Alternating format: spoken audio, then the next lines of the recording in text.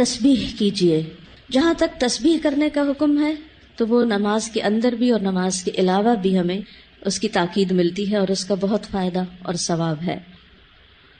خاص طور پر غم اور پریشانی دور کرنے کے لیے اللہ سبحانہ و تعالیٰ کی تسبیح بیان کرنا بہت فائدہ دیتا ہے.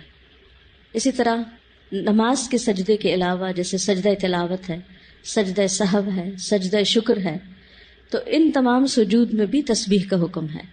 پھر اسی طرح وتر کے آخر میں سبحان الملک القدوس، اسی طرح عام سبحان اللہ و بحمدہ، سبحان اللہ العظیم، سبحان اللہ و بحمدہ، سبحان اللہ والحمد للہ ولا الہ الا اللہ واللہ اکبر کے شروع میں بھی ہر نماز کے بعد 33 بار سبحان اللہ. اسی طرح سبحان اللہ و بحمدہ عدد خلقہ ورضا نفسہ. تو تسبیح کے کئی صیغے ہمیں ملتے ہیں، تو ہمیں اپنی زندگی میں کثرت کے ساتھ اللہ سبحانہ و تعالیٰ کی تسبیح کرنی چاہیے.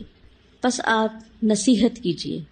ذکر میں کچھ اذکار ایسے ہیں جن کی قرآن و سنت میں کثرت کے ساتھ وصیت کی گئی، اور اگر انسان ان اذکار کی روزانہ پابندی کرے تو بہت سی پریشانیوں، غموں، تکلیفوں، بیماریوں اور گناہوں سے بچا جا سکتا ہے. یہ ذکر قلعہ ہے، محفوظ قلعہ.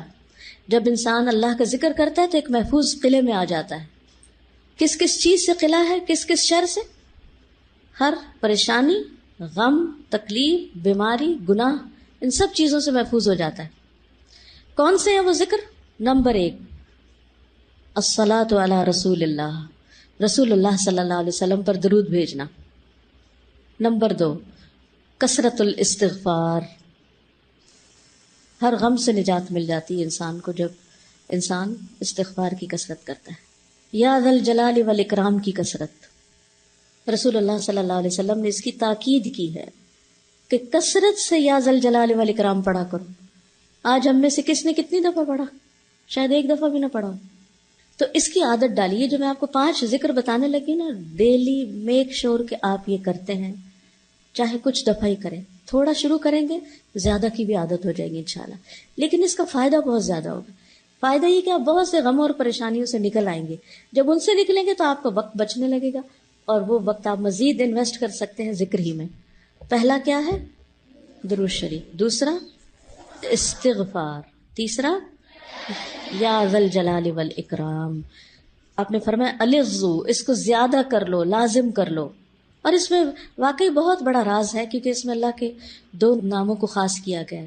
یعنی ایک جلال کی بات ہے اللہ کی، اللہ جل جلالہ کہ اے جلال، جمال، کمال اور عظمت کے مالک، اور دوسرا الاکرام، عطا اور بخشش کے مالک. یعنی آپ اللہ کی حمد و ثنا بھی کر رہے ہیں اور مانگ بھی رہے ہیں. چوتھا لا حول ولا قوت الا باللہ. نبی صلی اللہ علیہ وسلم نے صحابہ کو اس کی بہت تاکید کی اور فرمایا کہ یہ جنت کے خزانوں میں سے ایک خزانہ ہے. اور آپ اس کو پڑھنا شروع کریں تو آپ عجیب و غریب تبدیلی اپنے اندر پائیں گے. نمبر 5 لا الہ الا انت سبحانک انی کنت من الظالمین وکذالک ننجی المؤمنین. غموں سے نجات کے لیے.